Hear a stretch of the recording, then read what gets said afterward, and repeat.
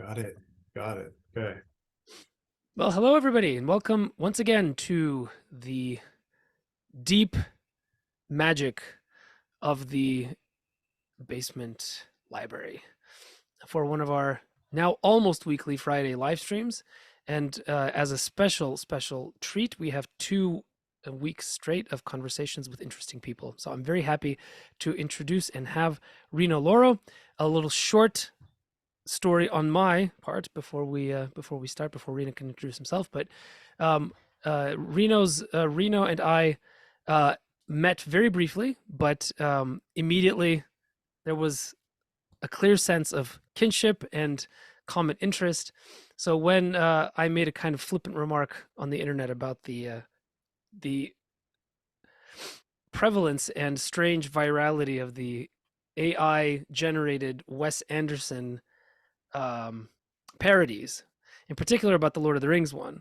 I thought it would be an easy score on Facebook to get people to say a bunch of people to get to say a bunch of nasty things, and then there goes Reno being absolutely serious and telling me, no, actually, I think this would work.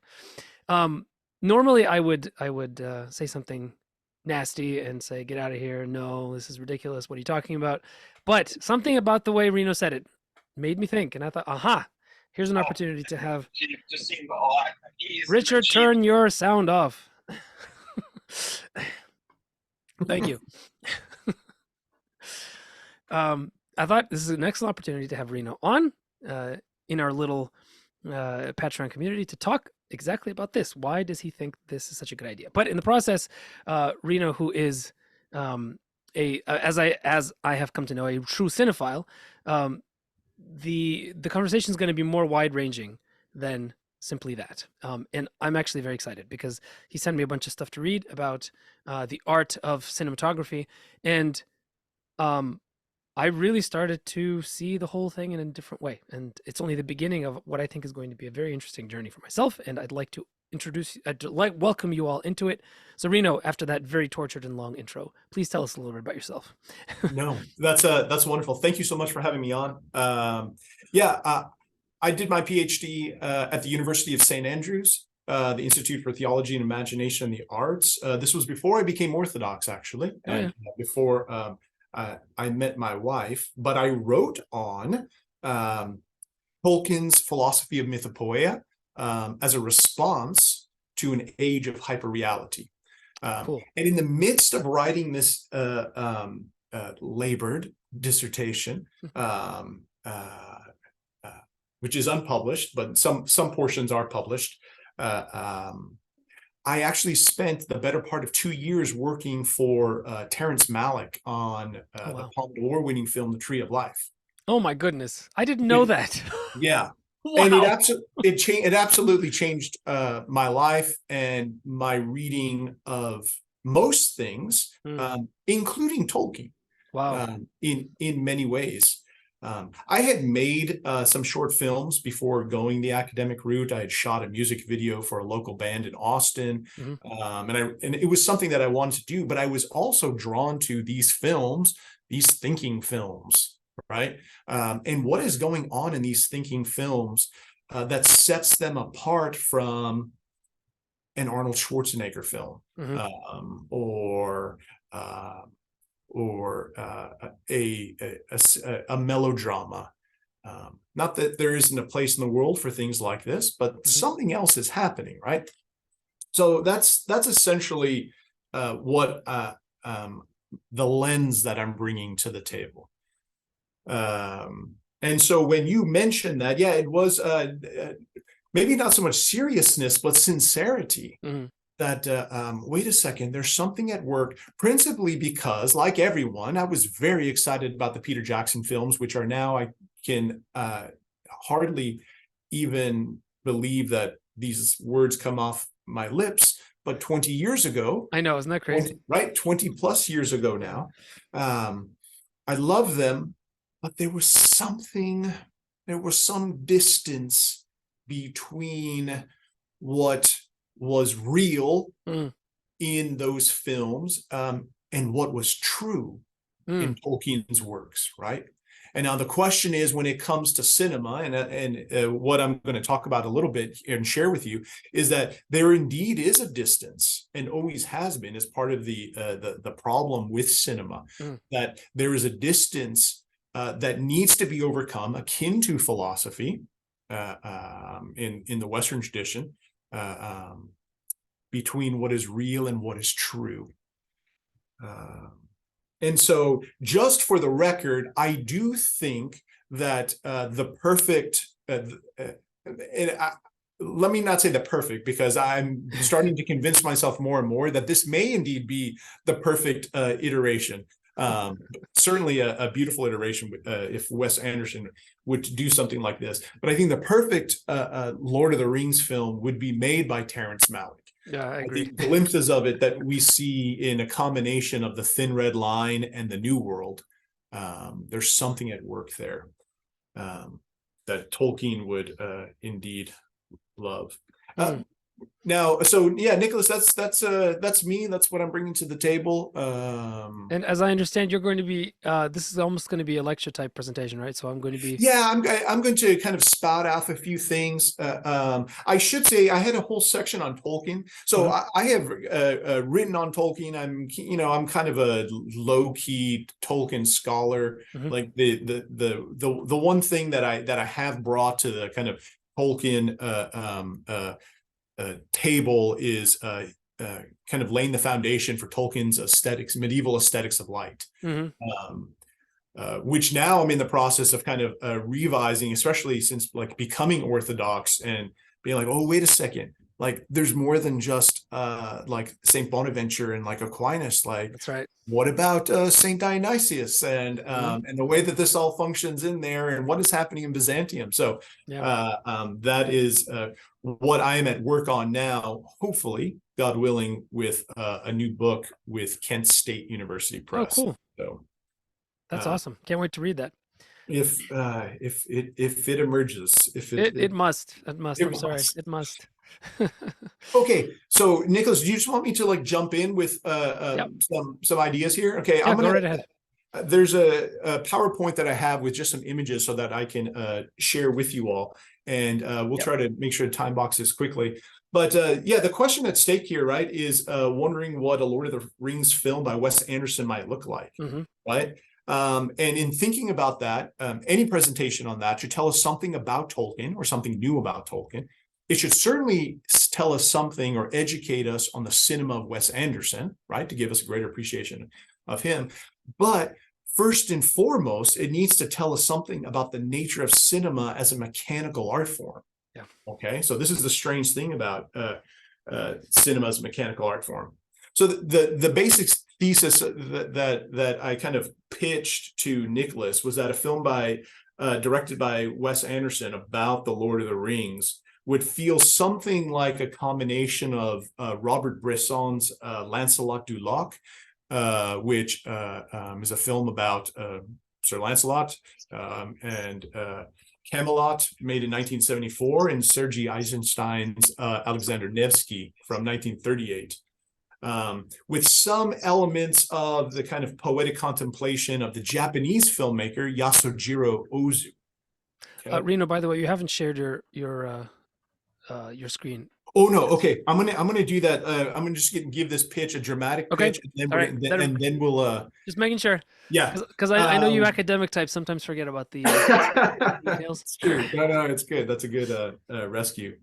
And also, and I'm laying this out here so that you all can kind of go and investigate this and listen to this. But I think that a Wes Anderson score to his film would probably be entirely dominated by music, or constructed with music from Ottorino Respighi's Ancient Airs and Dances. And probably with some music from Jean-Baptiste Lully's Prelude to Psyche. Wow. That's awesome. And so, and these are particular pieces that when you listen to them, you'll be like, oh, wait a second.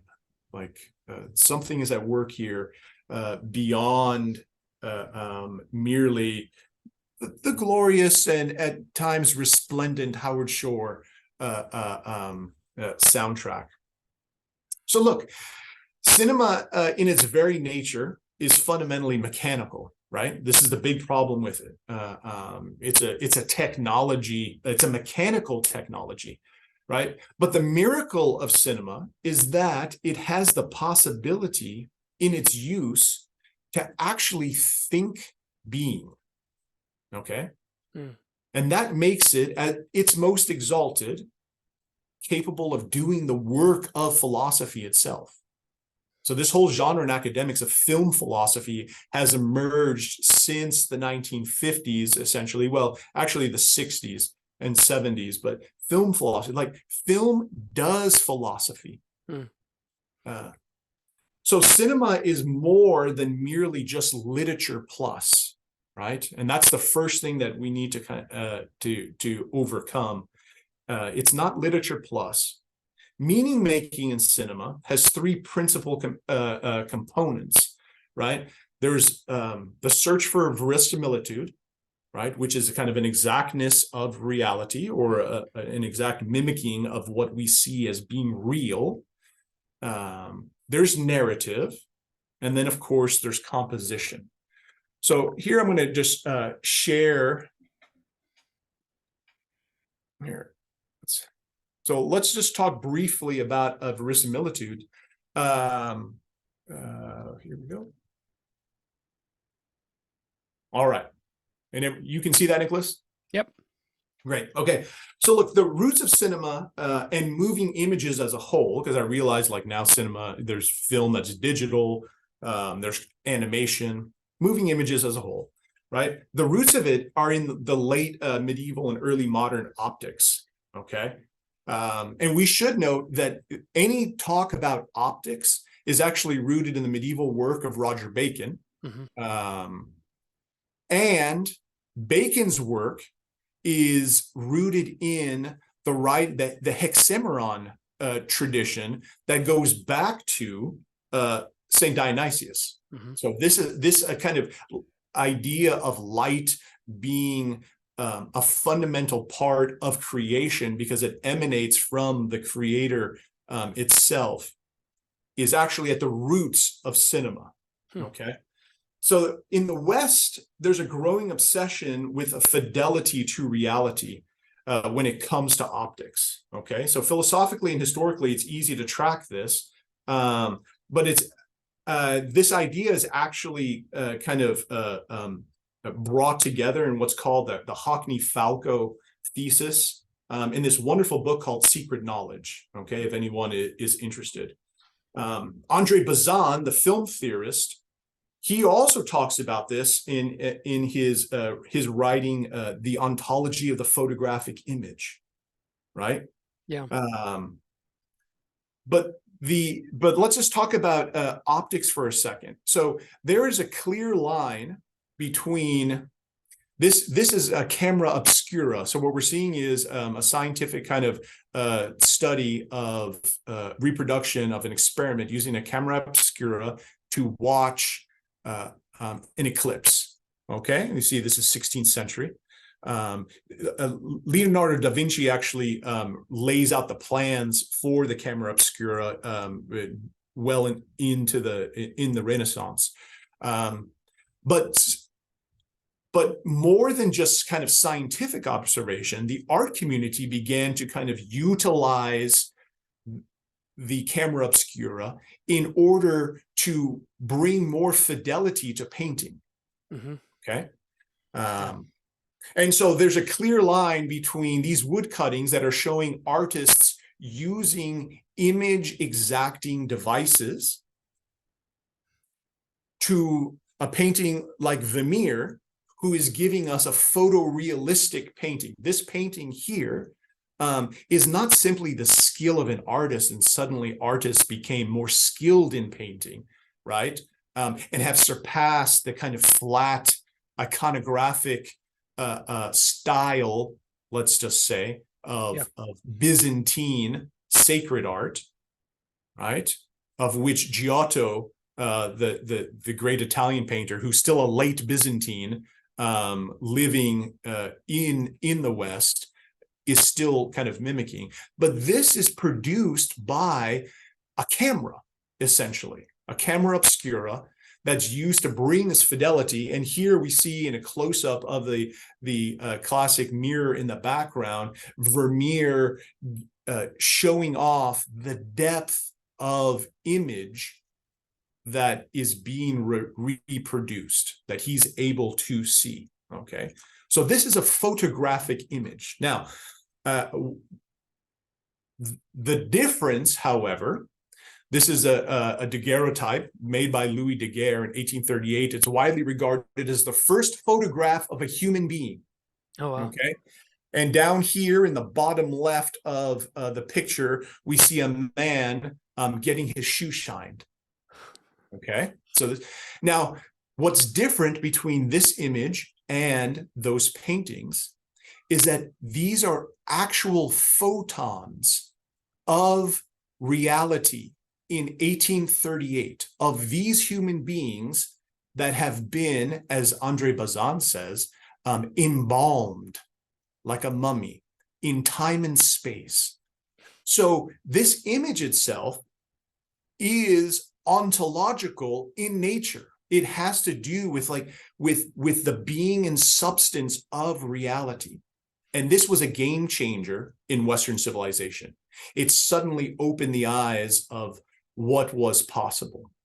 Can I stop you there just for a second? Yeah, Because please. I think this is a really interesting point. And Yeah. it was when I read that essay by Bazin, I mean, like, it was one of the things that just flipped reality for me, and I started to look at a lot of things in a different way. Even though he's talking about things that are kind of that are recognizable to anybody who has studied the history of Western civilization, especially when he's talking about the desire to reach perfect photorealism in representational painting, Yes. right?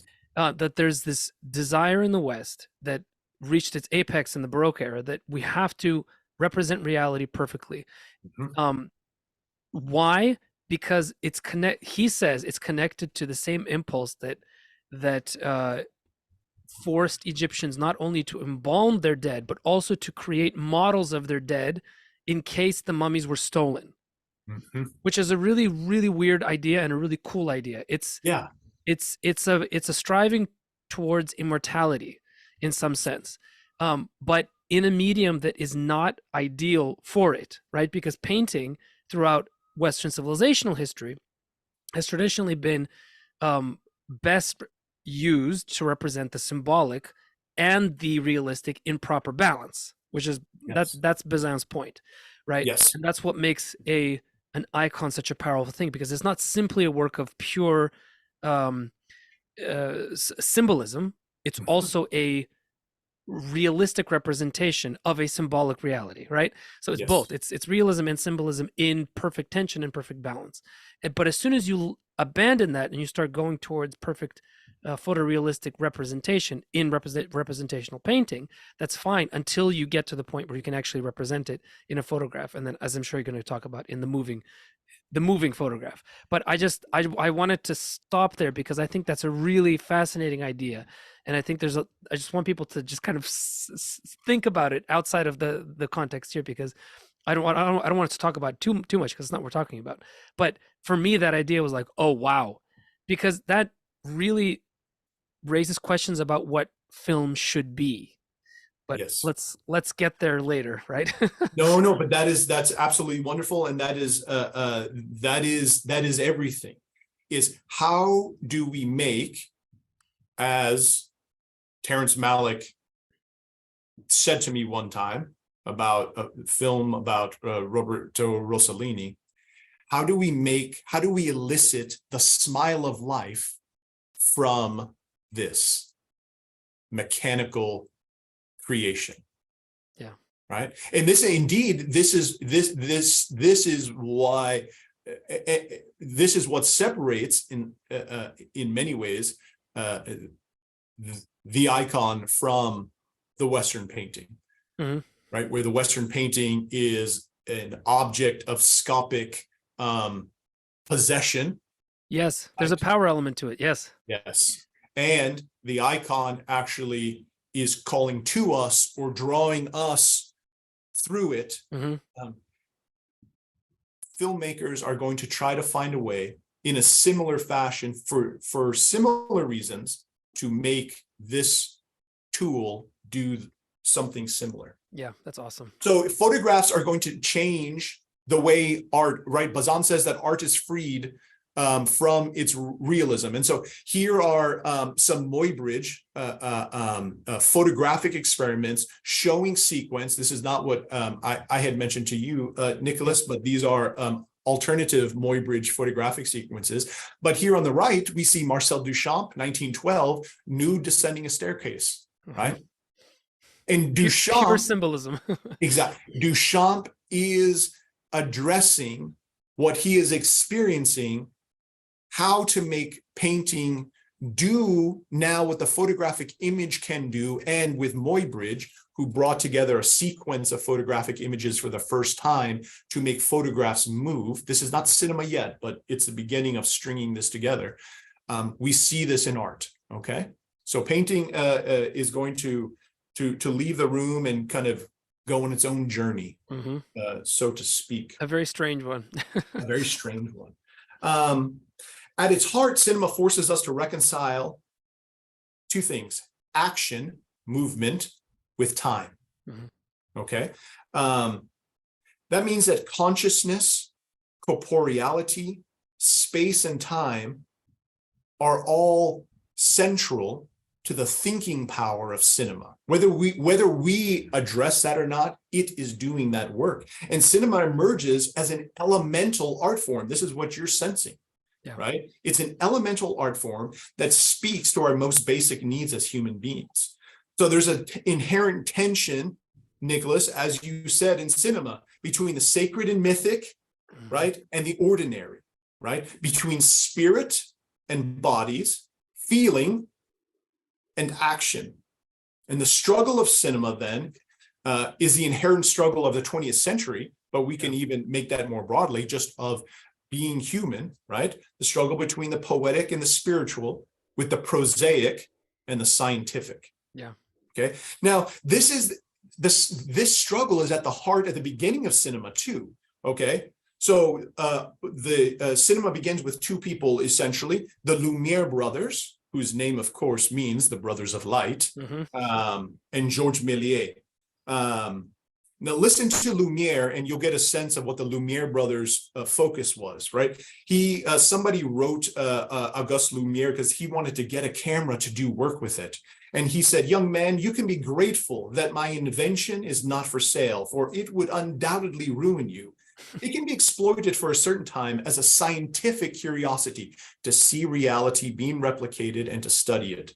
But apart from that, it has no commercial value." Yeah.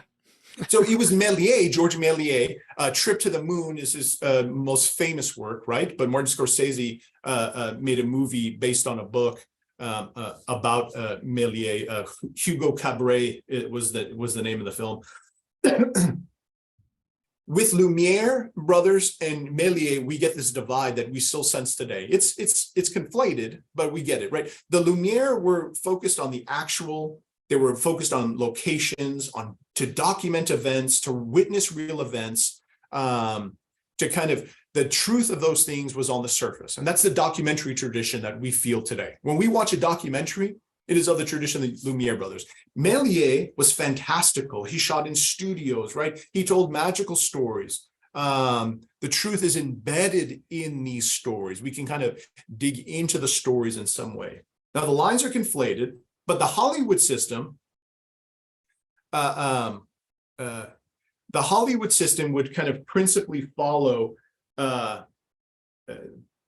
the narrative structure. They would kind of make a combination of these things, right?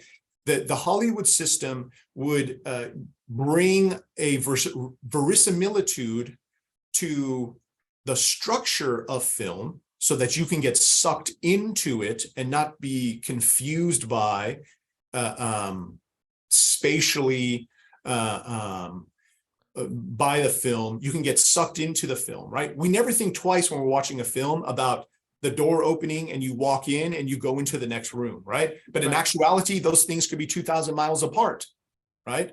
So this kind of structuring of film allows us to believe it with verisimilitude, but it uses narrative to drive the story. So you've got this kind of two things coming together in what we usually think about as a Hollywood film. Now, the other aspect, another aspect of cinema, right? Verisimilitude and narrative, which we just addressed here. So verisimilitude, narrative is composition.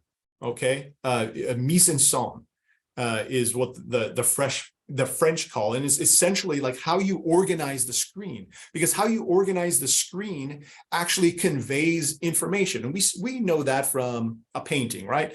The composition of the painting tells a story. Oh, let me just show something here. So the way that film works, right? On the right here is the Muybridge. This is the first Muybridge, which kind of captured a horse in motion, essentially to see whether or not a horse's feet actually left the ground when it ran. This was the first time that human beings saw what a horse looked like when it ran. It captured and embalmed this beast and rider in time to do so. Mm-hmm. On the left here, we see this zoopraxiscope, which is basically a little child's device where you draw pictures and you spin it and it appears to move, right? Cinema is the same illusion, right? It's an illusion that tricks the brain into thinking that these still images are actually moving, okay? And it uses the brain. All of cinema is built up itself on illusion. Oh, here, I jumped ahead of myself here. So it's built up on this. Now, there's this whole thing that we could talk about, Zeno's paradox and the paradox of movement when it comes to action, and the way that philosopher Henri Bergson overcame this paradox with the idea of duration. But essentially, let's just say this. A film is like a musical score. Okay, a musical score is more than the sum total of individual notes, right? Sure. A musical score is this work through duration with some kind of impetus given to it, or guiding vision. A guiding vision, yeah. Okay, well, with mise en scène, right? Before we just kind of turn to Wes Anderson, with mise en scène, this is a term in filmmaking to describe how everything is arranged within a scene, okay? For the purpose of kind of creating a mood or meaning. So, for example, let's look at this film by Bresson, Lancelot du Lac, 1974. Bresson uses mise en scène to depict the medieval world of King Arthur and the Knights of the Round Table. You have never seen a medieval film done this way. Yeah. And on the surface, you might be like, I hate this movie. Because it doesn't conform to our expectations of what a film about King Arthur should look like, and even stories told. Mm-hmm. But given your example, Nicholas, Bresson has something deeper involved. How do you talk about and elicit the spiritual contemplation and concerns of people in armor killing each other? Mm-hmm. How do you show that? Okay, so what Bresson does is that he employs a very minimalistic style in his compositions, carefully arranging scenes to emphasize kind of emotional and spiritual aspects of the story. So in one scene to the left here, this is the round table. It's an austere table. I don't have the shot from the film, but when the knights sit around the table, it's very orderly in a whitewashed room, right? This balance and symmetry in the sparseness of the set, right, reinforces the austerity and spiritual, for Bresson, the spiritual introspection of the characters. He also would use non-professional actors because he didn't think that actors should act, that it betrays cinema to try to act too realistically. What he wanted was the presence of bodies and faces who could deliver meaning through lines, but the camera itself, the composition, the editing, and the sound is what is delivering the meaning in this film. Okay.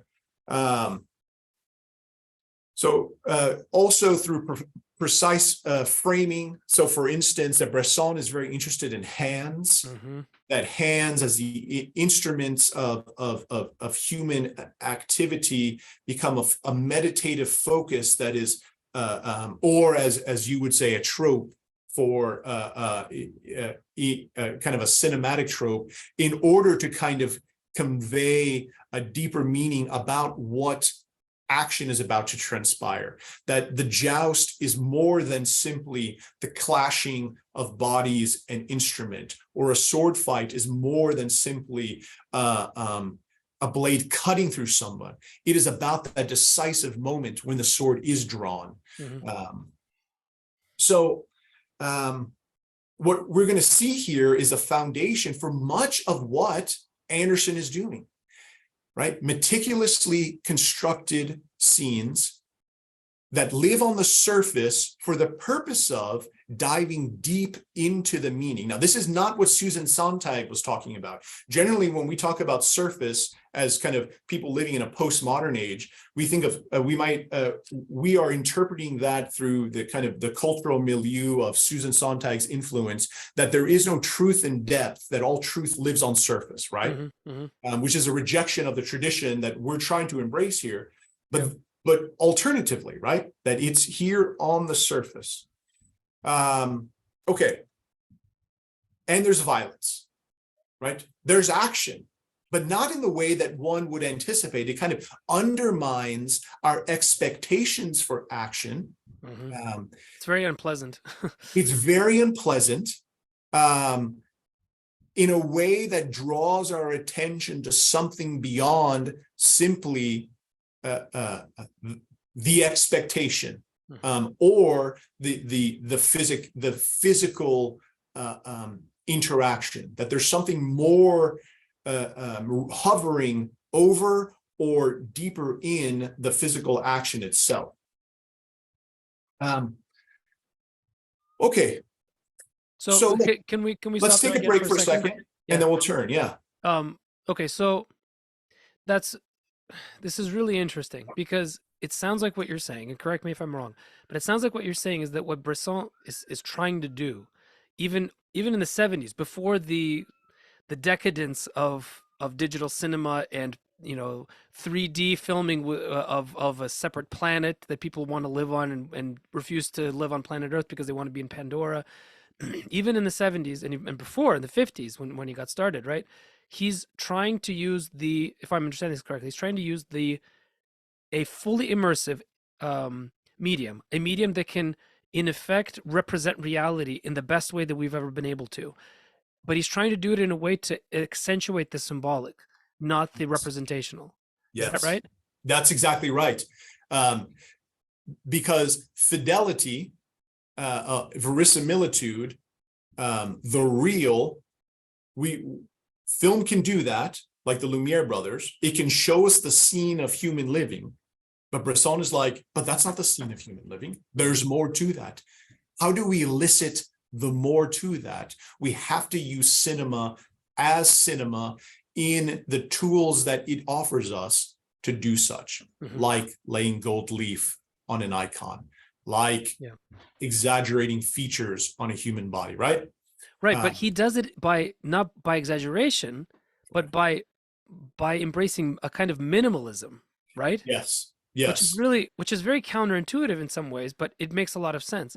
But realistically speaking, though, I read through about half of his notes on cinematography. There's little excerpts in there that I feel like I should brand on my forehead because they're so brilliant, and they're very profound. My question though is, like, this comes through for the viewer when the viewer has a training in symbolic thinking.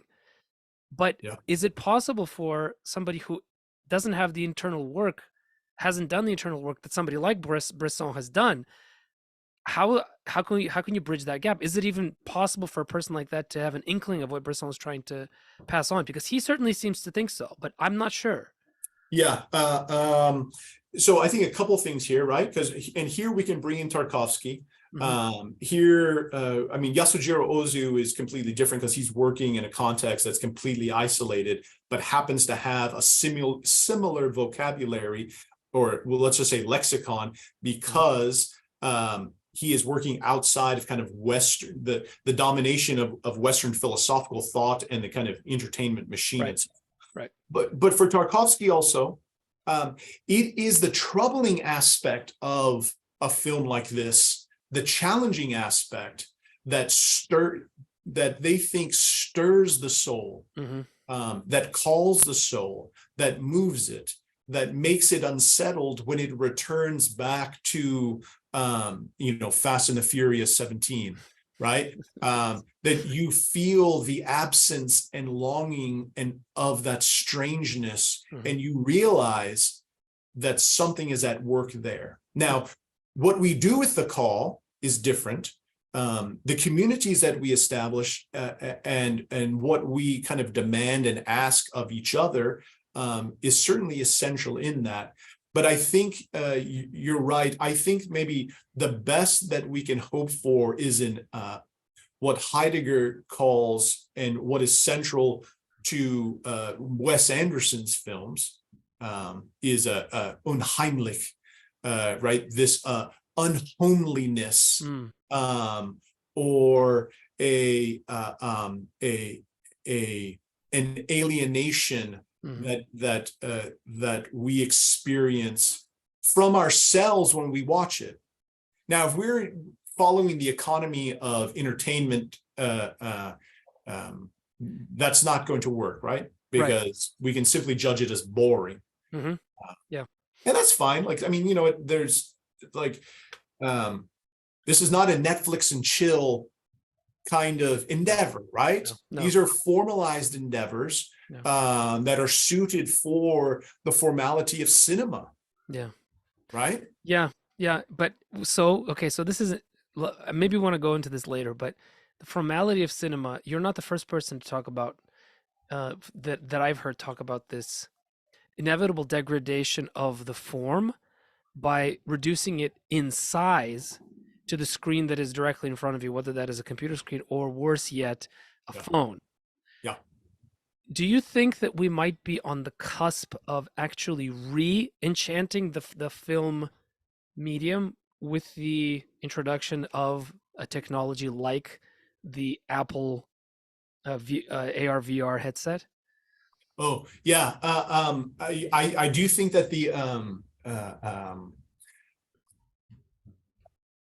a couple of things there. So cinema as a classical art form, in many ways, is going to become historically bracketed, much like an opera, right? I think 100 years from now, going to cinema will be like going to opera. Yeah. Okay. It might be a more formal event, and you go and you have this relationship to it. I think that's okay. And that's okay. Yeah, and I think that that's okay. Yeah. I do think, to answer your question, is yes, that especially with video game technology, like what is it? Red Dead, is that the cowboy video game?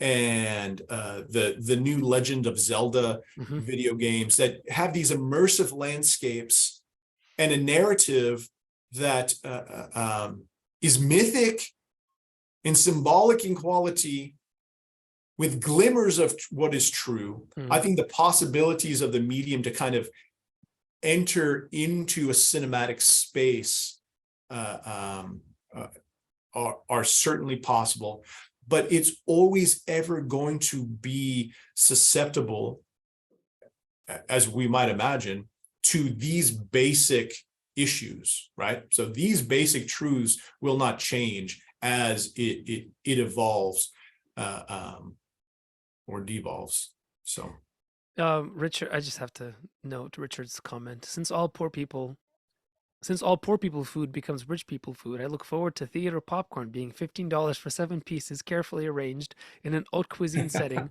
when I put on my tux to go to the cinema. Uh-huh. No, it's good. It's Um, good. let's move on. But I do want to just say one final thing about this new technology that Apple's coming out with, is that the VR experience of being fully immersed in a mythic world is one thing. What I find really interesting about the new technology that Apple has just begun, and I think is going to go, that a lot of other things are going to go in this direction, is not the fully immersive VR aspect, but the very high def AR reality, where you can actually transpose a large screen onto your field of vision in a way that basically you're manufacturing a theater screen in front of you. So you're not fully immersed in the world. You are creating a screen. You're creating a cinema-sized flat screen on which you can fake project a movie with the same defects that you would have with film. And I think this is actually going to be possible with this technology, and then some people are actually going to want to do this, especially though this is going to go the way of vinyl, right? This is going to be like the exclusive vinyl thing.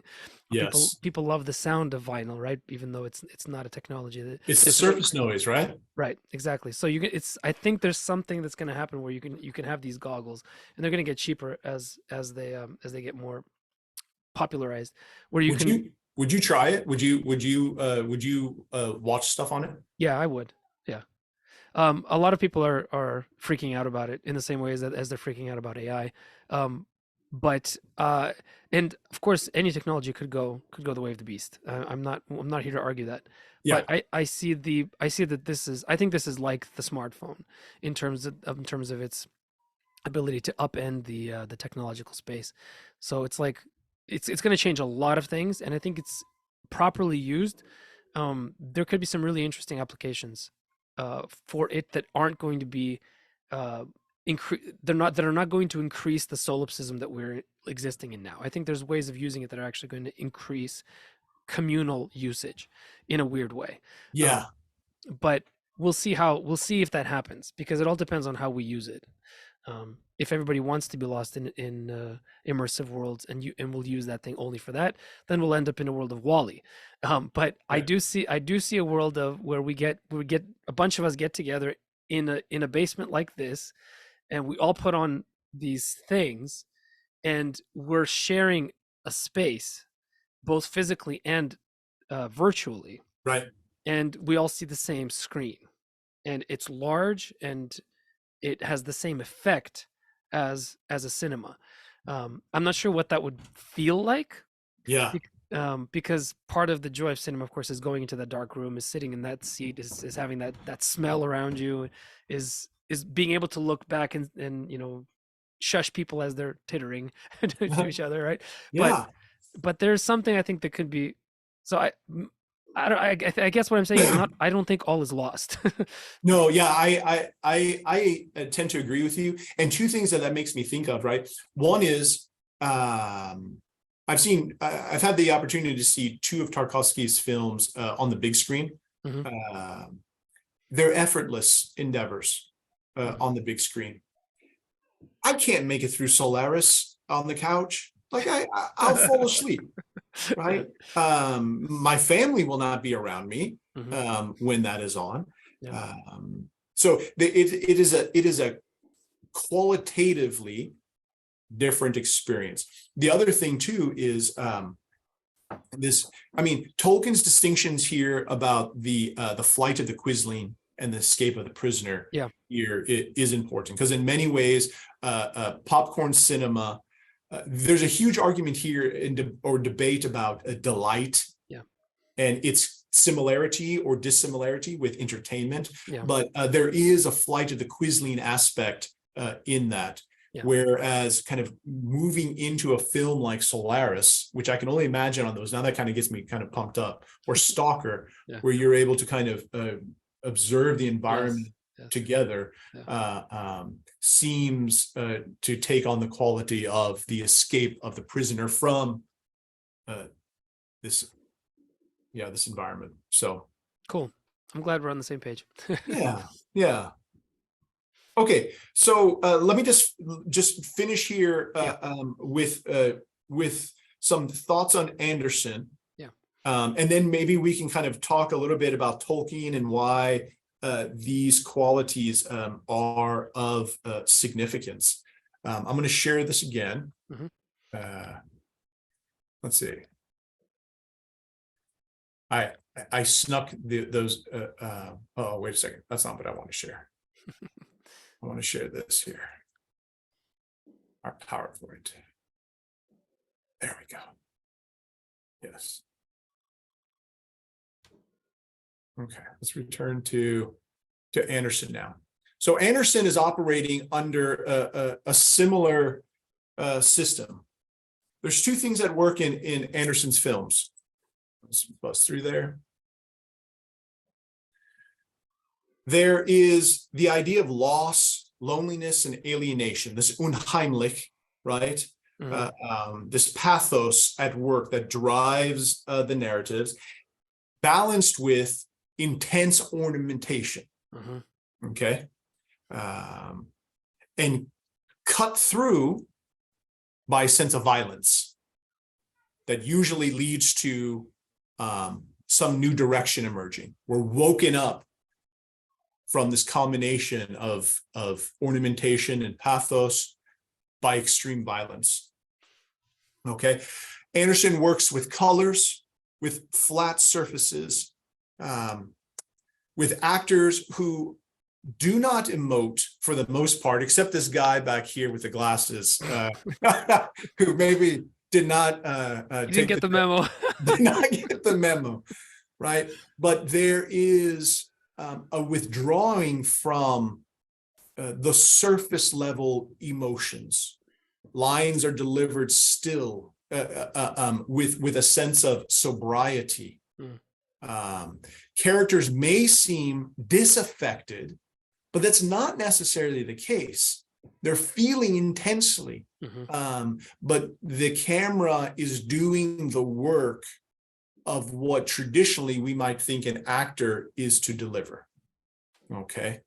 Now these colors, first of all, let me say this is one of the big beefs, and I've written about this when it comes to Tolkien, right? We know from his own artwork that his vision of Middle Earth was intensely bright and colored.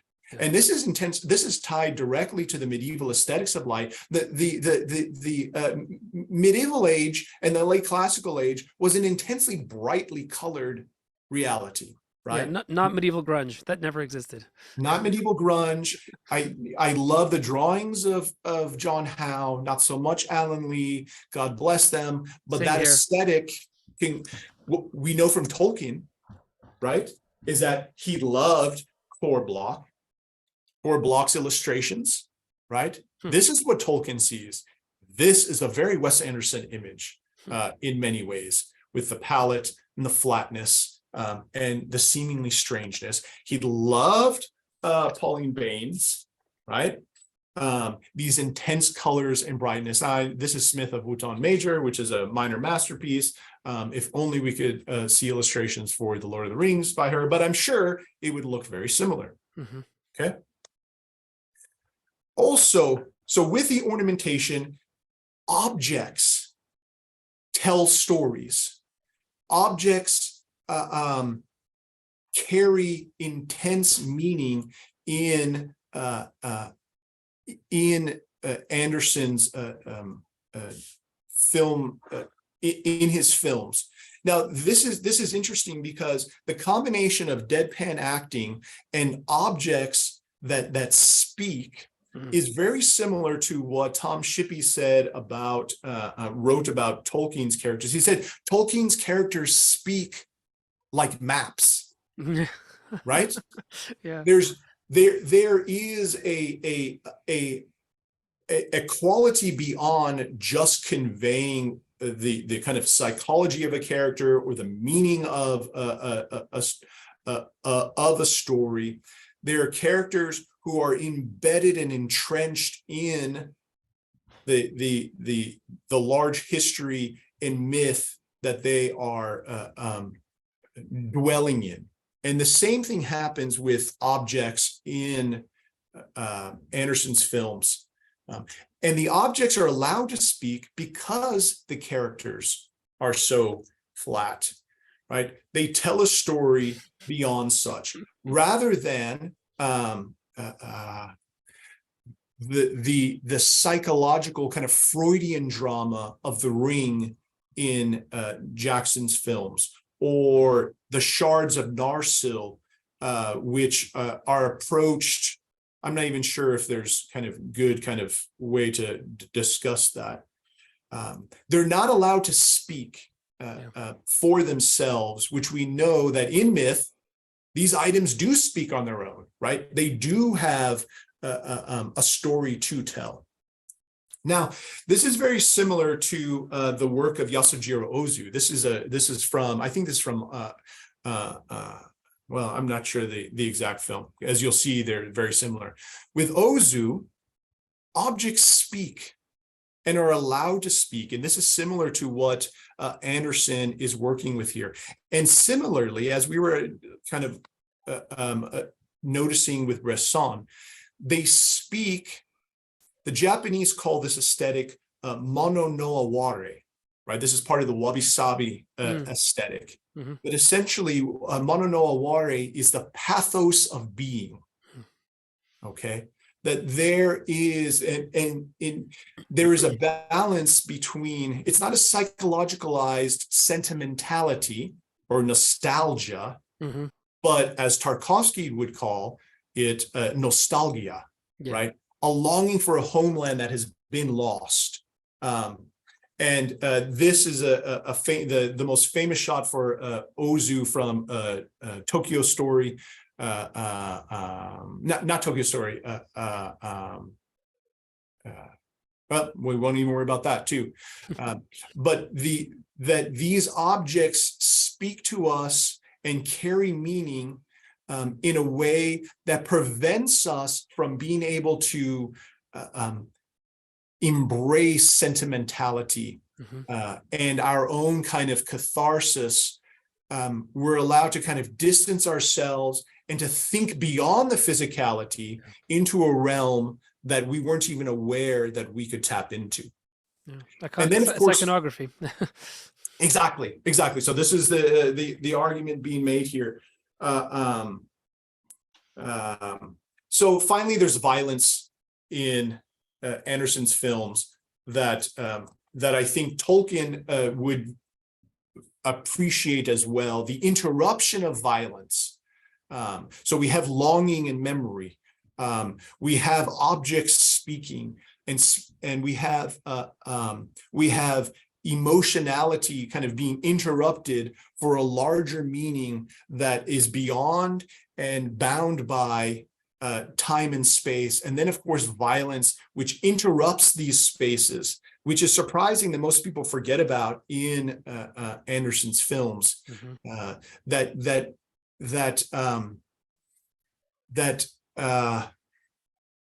That bring meaning to the pathos, or an awakening from a slumber that one seems to be caught in because of this alienation, and lulled into the speak and the talk of objects in the world, and we're called beyond to some kind of higher meaning beyond what the narrative can give us itself, right? That the narrative may want to tell a story about a father dying, such as and brothers reuniting, as in the Darjeeling Limited, or a family reconciling its trauma, right? These things could be psychological in nature and could affect us in that way, and we could treat it in that way, or it could call us to kind of some higher meaning itself. Now, whether or not Anderson is intending on some higher meaning, it's irrelevant. Okay. Would he do that for The Lord of the Rings in a way that Peter Jackson can only create a space for maybe a saccharine sentimentality 20 years later? Yes. Okay, Nicholas, that was long-winded, but I thank you for the space. Actually, it wasn't too horrible. No, not at all. I thought it was quite compact, actually. Good. Okay, well, I'm going to let everybody in right now. But for those of you who are not in the Patreon community, as you may or may not know, we have these conversations occasionally with very interesting people. As you see, this is not something you will normally find on your normal YouTube scroll, but we also have a section of it that is a exclusive question and answer session that will not show up on your YouTube scrolling. So if you want to have that part of the conversation, please join my Patreon community. That's www.patreon.com/Nicholas Kotar. And we have these fairly occasionally, and we're going to have some more with some very interesting people. So come on and join us. And yeah, that's that. All right, everybody, come on in. And I may have to allow some of you to speak because I had to unfortunately mute one or two of you.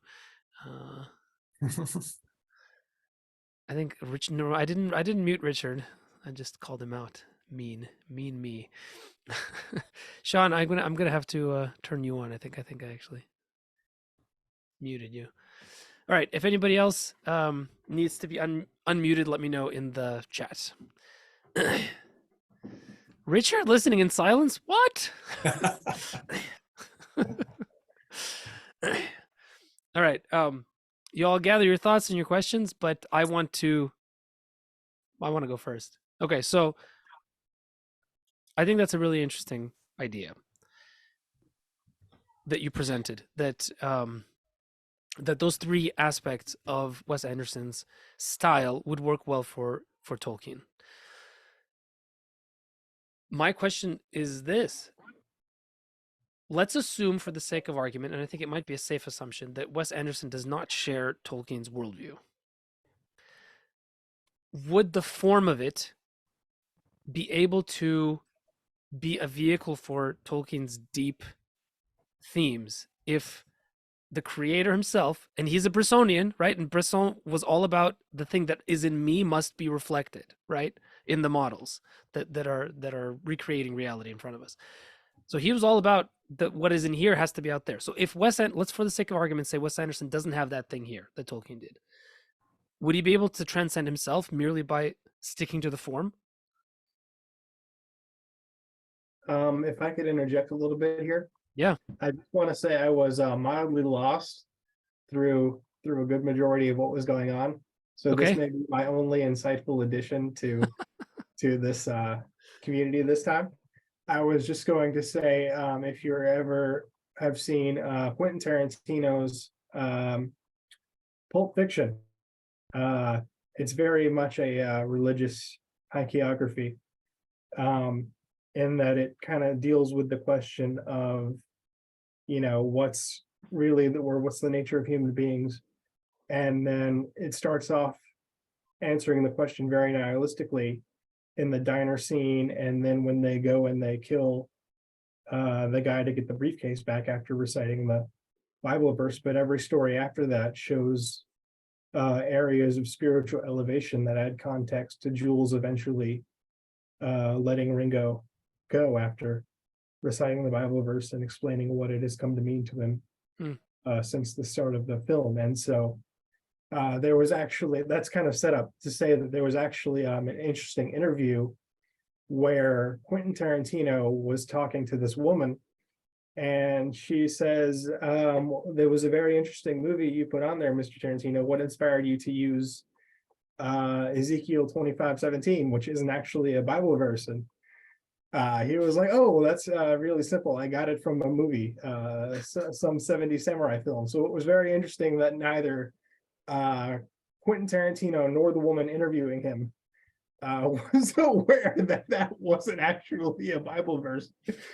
He just stole it from the movie. So I would say, to answer your question, when it comes to the West and storytelling, that 90% of the stories that we consume, whether we like to imagine it or not, have biblical echoes that we just can't escape from. All right. And I think Quentin Tarantino proved that, because he is by no means a spiritually aware person by any means. And very interesting. the art transcends him. Okay. All right. I like it. What do you think, Reno? Sean, that's right. I think that I think that is to your point. I think Tarantino is what we'd call a more kind of literary filmmaker, right? He's versed in the language of cinema, and he definitely has different aims and objectives in his films.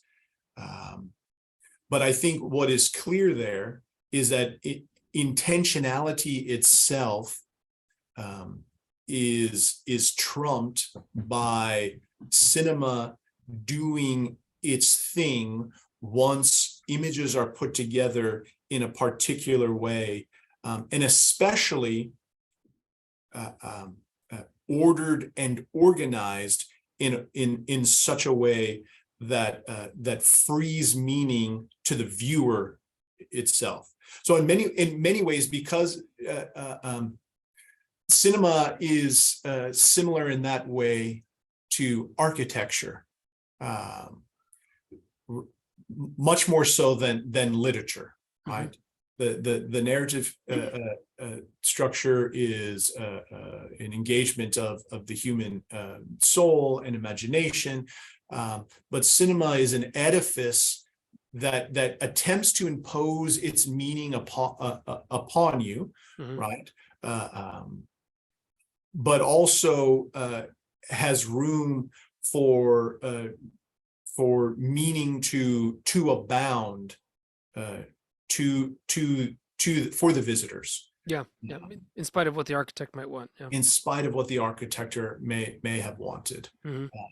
And we see that with the basilica itself, right? Yeah. And it's because of these larger structures at work, right?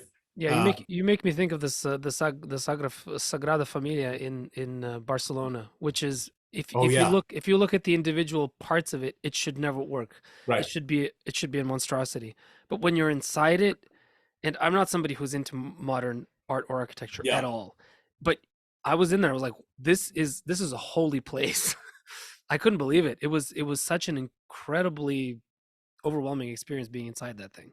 And Nicholas, just to this point too, because I think, let's see here, it's Father David, right, said that Jackson took myth in Tolkien and turned it into a legend, right? Good legend, but no longer mythic, right? Now, this is the thing.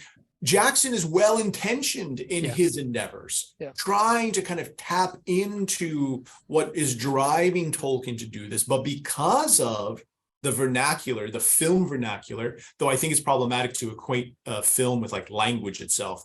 But let's just say, for the sake of being didactic, the film vernacular that he uses ends up betraying Tolkien's deeper meaning and reduces it down to something like legend. Yeah. Let's answer Richard's question. Please pitch us the Battle of Helm's Deep in the style of Wes Anderson. Oh yeah, I mean, it would look something. It would certainly look and feel something like the Steve Zissou battle, right? It would certainly take on something that is stylized, I think, but closer on the scale of Alexander Nevsky, right?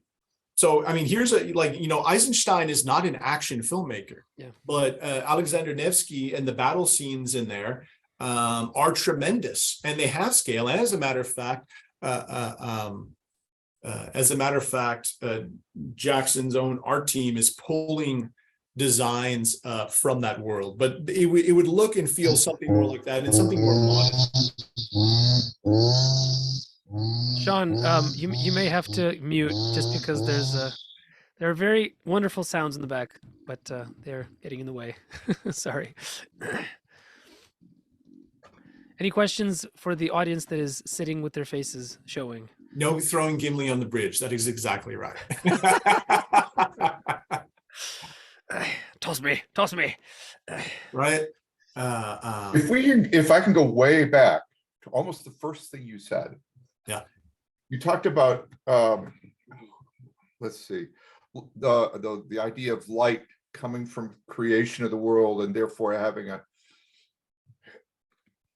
can you talk more about that, but in the sense of the Western idea of created light and the Eastern idea of uncreated light? Yeah.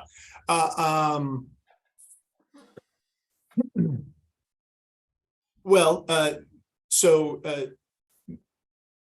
the short answer, and there's a class that I'm teaching on philosophical realism and the moral imagination right now to classical educators, that we touch on the shift when this begins to happen. And I use Tolkien and Barfield in this.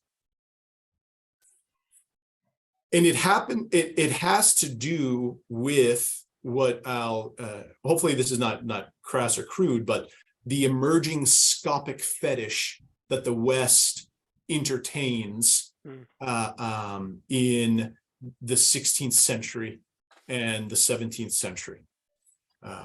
So for instance, C.S. Lewis says in The Discarded Image, Barfield mentions this in Saving the Appearances, and it's clear that, for instance, when Galileo Galilei is in front of the Inquisition, the issue is not whether or not the sun is at the center of the solar system or the earth is at the center of the solar system, but why is it that what you see with your seeing device and calculate with your numbers tells us something about reality itself, that it is defining reality?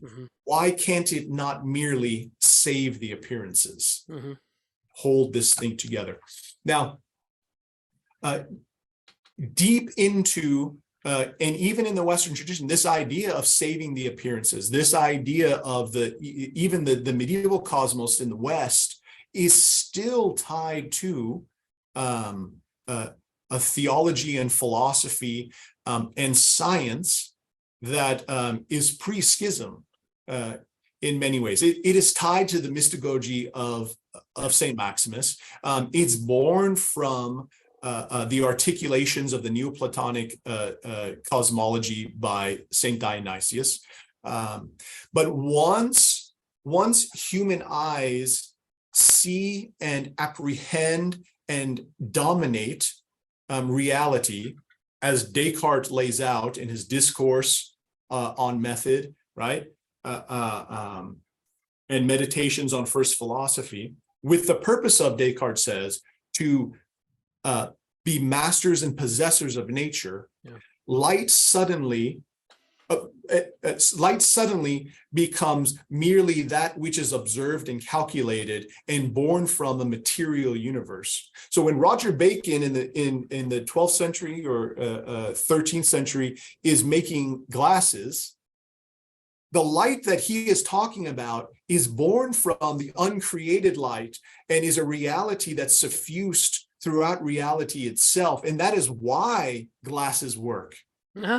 Right? And so when he's grinding these lenses, it is a theological and sacramental act, right? Not a merely mechanical act. And I think that is the divide here, that when we think about Tolkien and his works, or when we think about light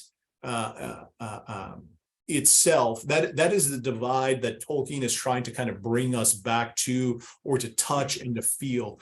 And why his works are not merely literature, but it's a history of the elves themselves in an age, to remember an age or to excavate an age that has been forgotten. Yeah. So. And you're positive this section can't be recorded? Oh no, it's recorded and it'll be available for the Patreon people. Oh, okay. I'm not going to put it on the YouTube channel. I was going to say that's just too good. You can't. No. For you guys, it's available. Okay. And then speaking of you, Please. Oh, go ahead. No, I was just going to say, just to tie it, because that was very Tolkien heavy, but that scopic fetish is born into the movie making machine itself, right? There was a great writer, French writer, Paul Virilio, who has a wonderful book, War in Cinema, in which he also talks about the way cinema as being part of a war machine, right? And indeed, I mean, and we can even kind of, so it's a part of this large machine that should not yield the smile of life, the same way that wood and gold leaf should not yield, right, this window, right? So in some ways, but in more difficult ways, for cinema to do this, it needs to be tied to,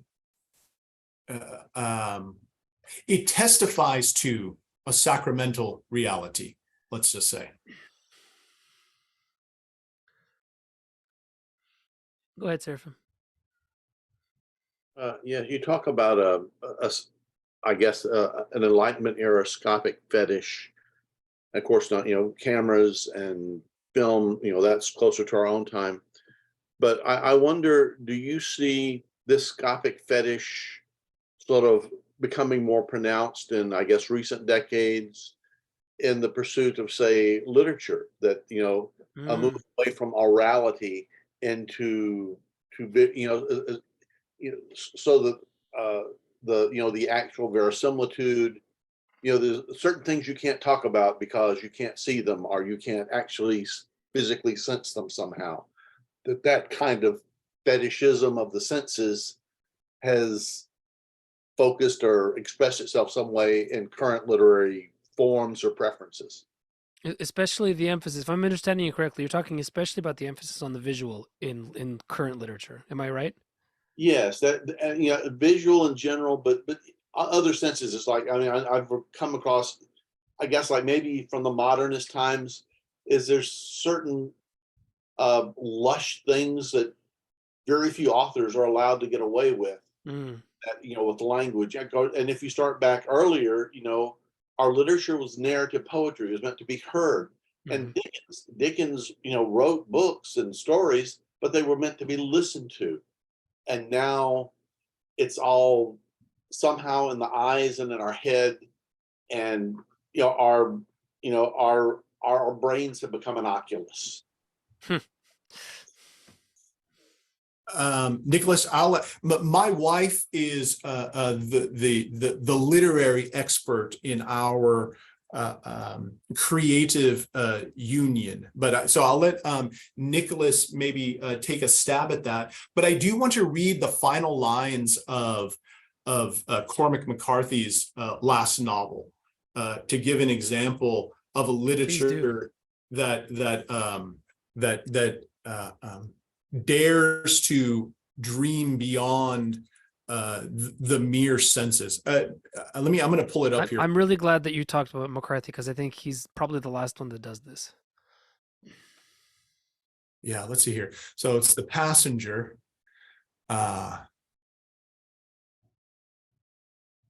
Let's see here. Let me see if I can find it quickly. This is an awkward moment that maybe. It's okay. We're all friends here. How do we? While you look, let me attempt to perhaps have an answer to what Seraphim is leaning towards. Although I have that question as much as you do, Seraphim. But my instinct is something like this. This fetishism of the senses is a double-edged sword, right? Because I think on the one hand, if applied properly, you could have a very symbolic representation of reality in the reading experience that is almost iconographic. Vodalaskin does this in Loris and in all of his novels. He does this fantastically well, and he is a very lush writer, but he's very economical with his language, and he's very careful about the kinds of words he uses and the senses that he is using as his literary hands.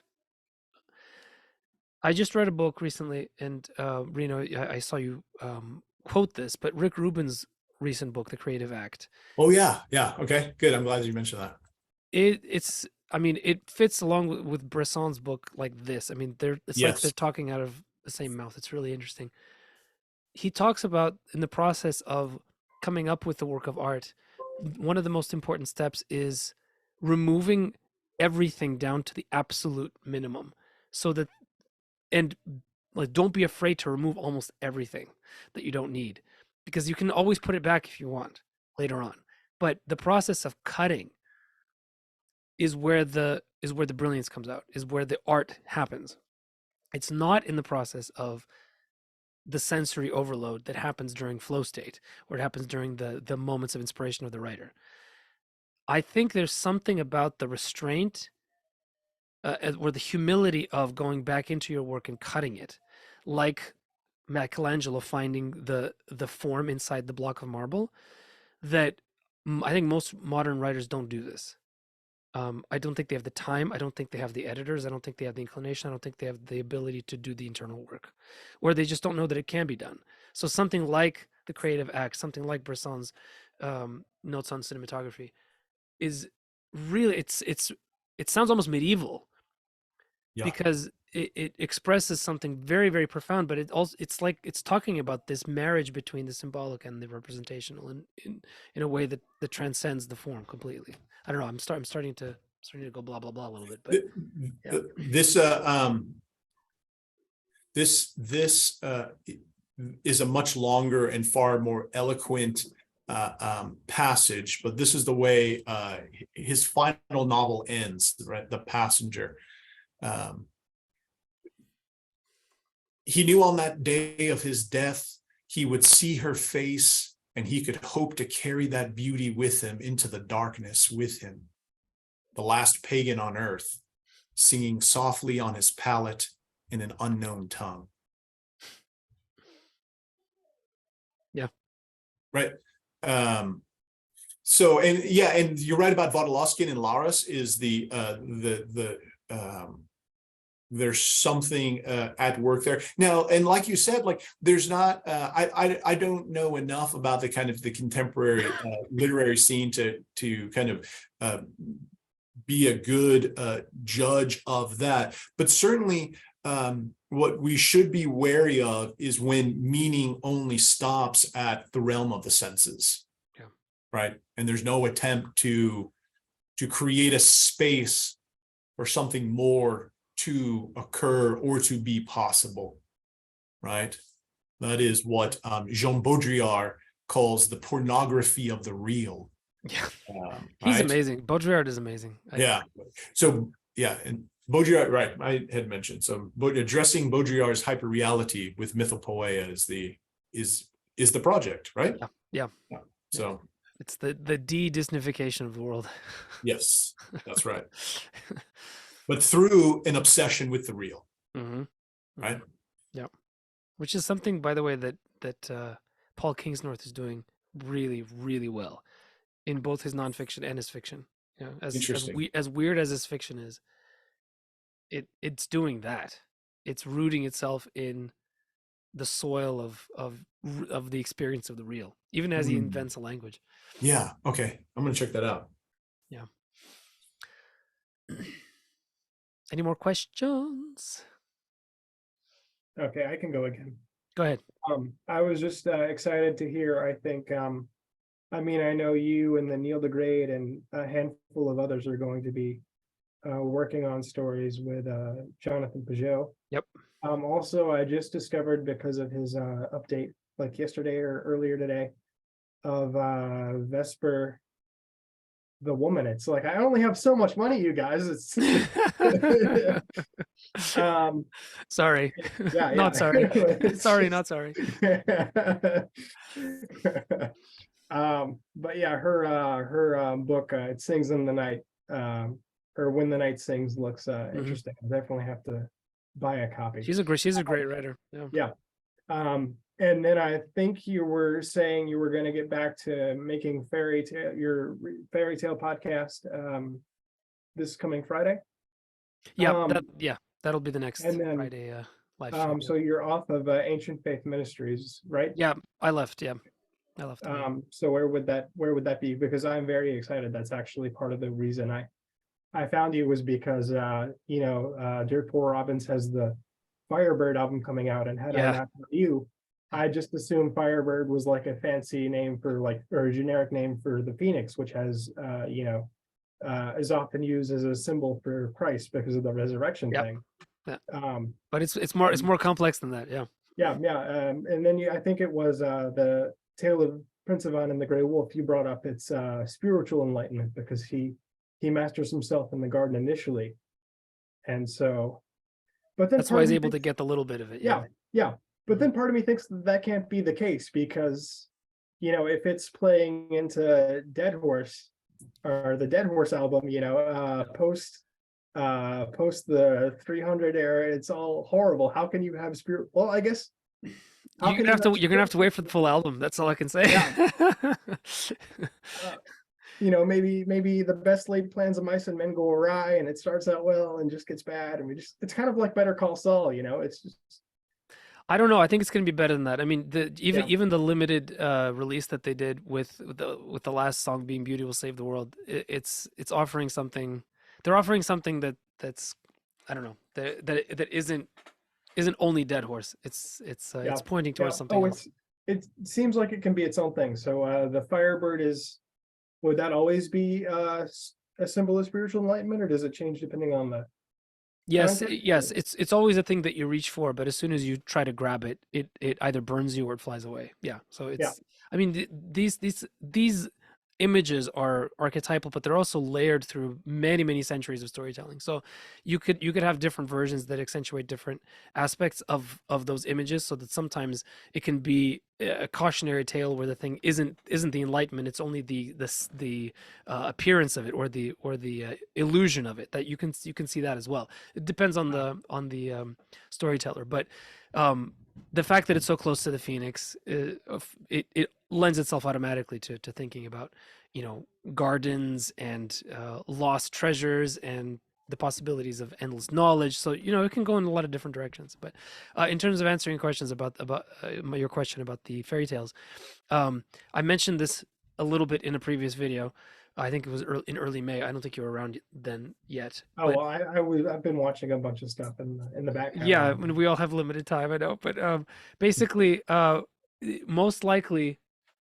So part of the reason why we haven't restarted it yet is because Natalie has six kids, and the composer, and she's writing a new theme and she's writing new music. So I need to give her a little more space.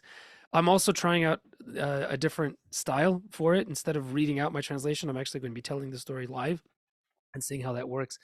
To be able to put all those technologies together into a palatable form in a podcast that people can then turn on and listen to, especially children, might take some time for it to work itself out, to be properly honed. So I'm going to be testing it without music here. With it inside Patreon, and we'll see how that goes. We're going to try a few episodes, try a few stories.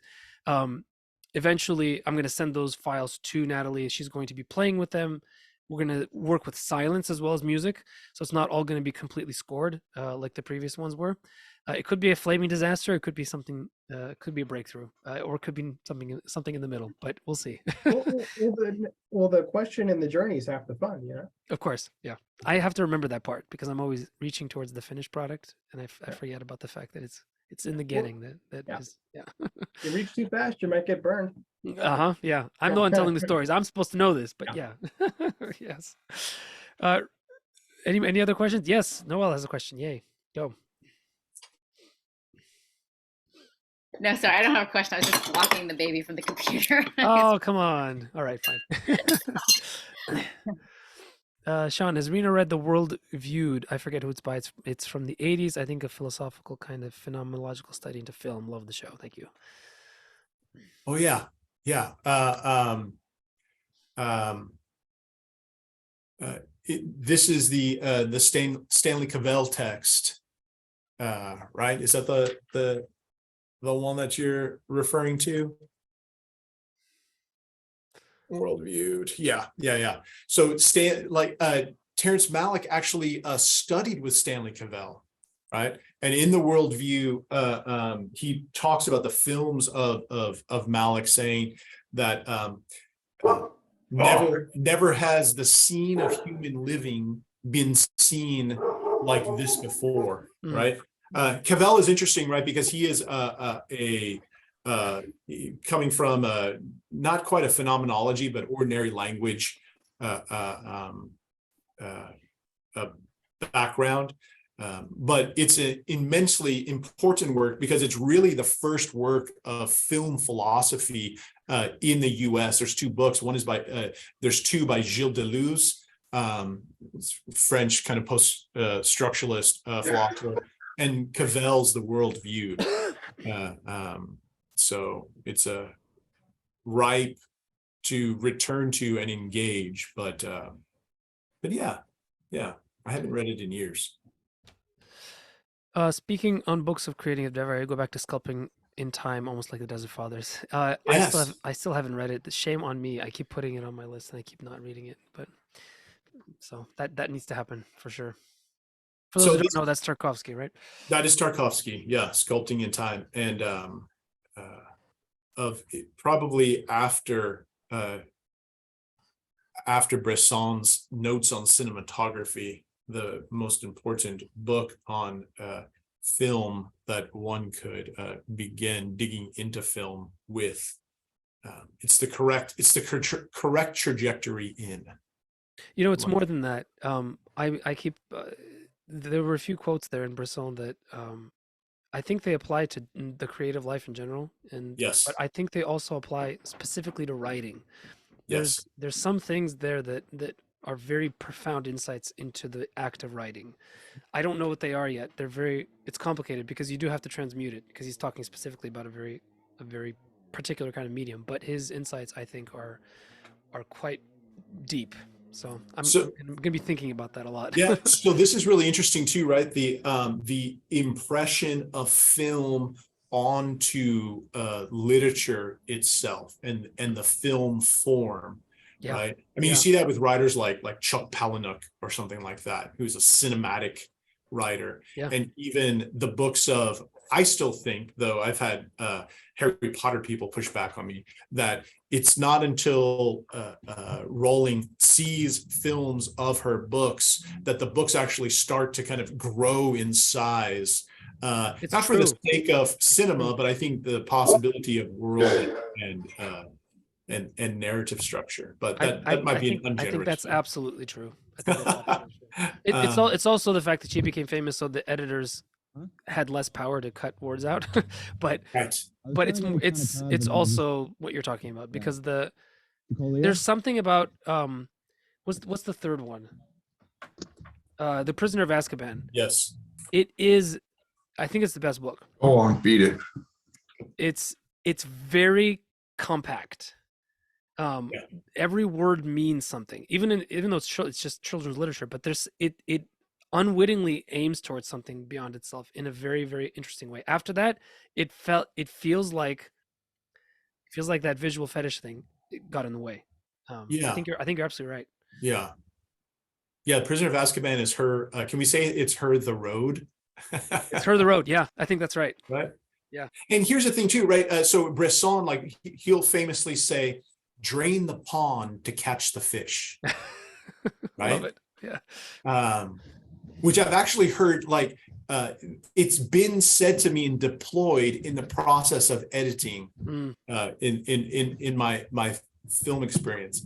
But yeah, there is something, I think, that you had mentioned, the Rick Rubin text, and we see this with the introduction, with the possibilities. My big thing is kind of incorporating Heidegger into a reading of Tolkien in order to expand the possibilities of Tolkien in ways that prevent him from being read, one, either kind of through the Western tradition uniquely, and two, through the lens of kind of literary and scientism.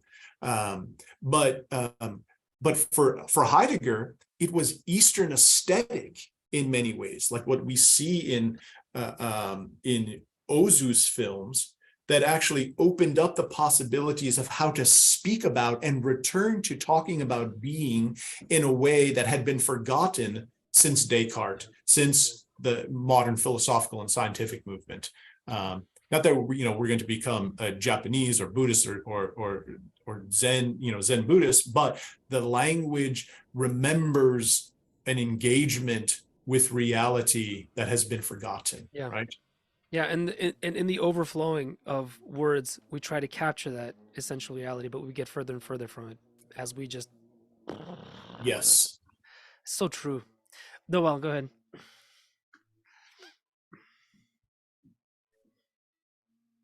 Sorry, this isn't going to be that sophisticated question because a lot of this conversation has gone over my head, especially since my film repertoire apparently is quite limited compared to most of the things that you've been given examples from. But I did study a little French cinema in college, and studying I'm forgetting the name of one of the guys, but one of the movies that came to mind when you were talking about Poisson was, which I'm sure I just pronounced wrong, No, the Old Beauty and the Beast. And I just I wonder if that era, not right now, please.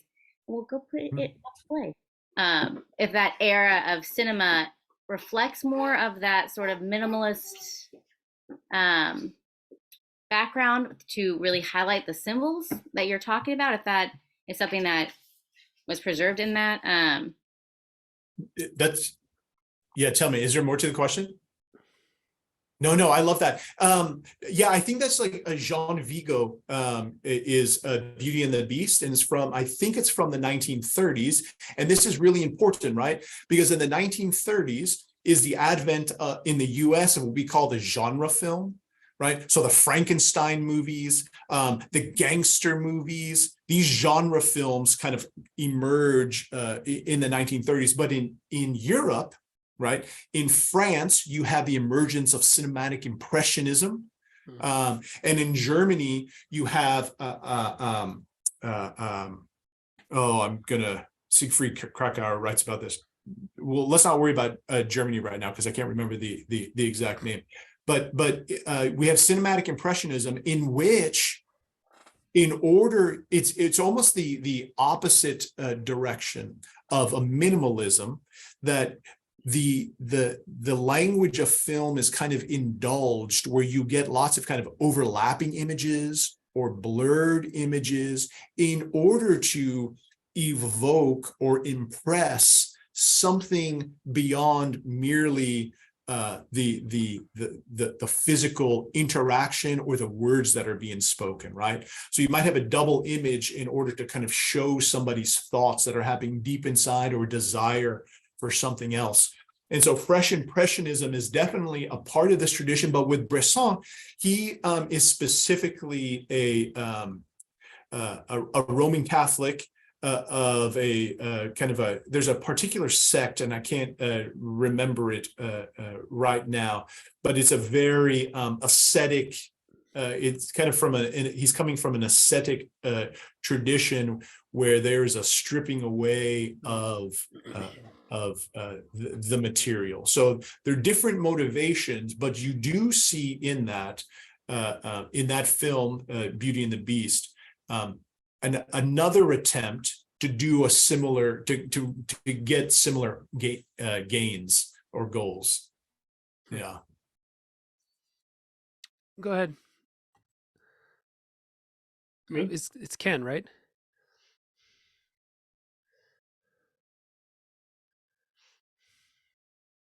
Bazemore, go ahead. Oh, okay. I mean, this is kind of a general question, I guess, to you both, because I was a little bit surprised when you brought up Harry Potter. First thing I noticed, I figured out how to do this hand raising emoji thing, which is probably plainer than just sweating in. But I was kind of surprised, because I've gone back, as I was just talking about through your catalog of videos, and like every time you bring up Harry Potter, it's just like, we all know what we think of Harry Potter. Let's not dig into that. But I just imagine you would probably consider it more lowbrow, and then just now you seem pretty charitable towards it. I mean, my Oh, kind of I opinion is- enjoyed it tremendously. Yeah, my I enjoyed it a opinion lot. was like, it's great. I just wish people would read like more books and watch more movies than just those 7. Yeah. Like I think in the 7th book, he was led to the lake by Snape's Patronus, which was a doe. Mhm. It was supposed to be reminiscent of was it Saint Eustace who was led to Christ Yep. by the deer, and then he goes to the lake and tries, or he doesn't see the sword, he sees the hilt of the sword, which is a ruby encrusted cross, and has to die for it. And so Yep. that's a baptism, I believe. Oh no, there's a ton of Christian yeah. imagery in Harry Yeah. Potter. And that's kind of what I've been trying to explain to people when they're cynical in regards to the books, and hopefully so that they can get more out of it. But yeah, it's just interesting to know, because every time Harry Potter comes up in one of like your older things, it's like, we all know what I think of Harry Potter, and let's not get into Well, So, I don't yeah. know. I mean, I don't remember the context of those conversations, but no, Oh, no, okay. I mean, it's one of the few series that I'd stay up until 3 or 4 in the morning to read. But to be fair, I read them not as I grew up. So Yeah, I I didn't I, re- either. I read them. I read the first one when I was in college, and then I just swallowed them up. And you know, if we're going to be serious about it, I think there's plenty of reasons why you wouldn't let your children read Harry Potter until a certain age. Um, that's an argument that we can Yeah. have. I'm Yeah. not sure that I would let. I'm not sure that I would let my kids grow up with Harry Potter like a lot of people did, and I think just the fact that there's so much controversy around uh, J.K. Rowling herself right now, and how people are responding to her, these people that grew up with Harry, is the proof in the pudding. If none of you have listened to this, you really should listen to the Witch Trials of J.K. Rowling. It's a limited podcast series released by the Free Press. You can find it anywhere there are podcasts. It's really frightening to know how much these books for people are basically gospel, or they're replacing gospel. Like, people have grown up with these books, and they determine reality for a lot of people in a way that is really scary. It's not the fault of the books. The books are very well written, and they're intended to create that kind of effect because that's how they're written. They're written very well. It's just Yes, I would it's just a say manifestation of the poverty of the society that we live in. Yeah. That people I can, would say they've become gospel for people who don't know the gospel well enough to know that there are so many gospel illusions. yeah, exactly. Harry Potter That's books absolutely right. That's absolutely right. Yeah. Hey, just a correction. Beauty and the Beast is Jean Cocteau, not Jean Vigo. So Yeah. just in case anybody is like Just scrambling. checking or Yeah. yeah. Yeah. Wonderful. Thank you, everybody. It's almost time for me to go upstairs to help with dinner. So I'm sure that we still have some questions and things we want to talk about. Let's, in the tradition of Robert Bresson, let's not go all the way, and let's hold back, and let's let the interstices, the silences, speak a little bit for us. I have no idea what dinner is. We'll find out in a second. But this was a really fascinating discussion. Reno, thank you so much for coming and doing this with us. Pleasure. I would ask you, Reno, if you have time to come up with a little list for us who have not had the training and in film that you have. If you come up with or suggest a list of definitive films that every cinephile or budding cinephile should watch, I think that'd be a great thing to share in the Patreon community, and I think That's wonderful. enjoy that very much. I absolutely will. And just so you all know, just 2 little plugs here. I am actually producing a feature film about a holy fool called El Tonto por Cristo. You can find that on Facebook.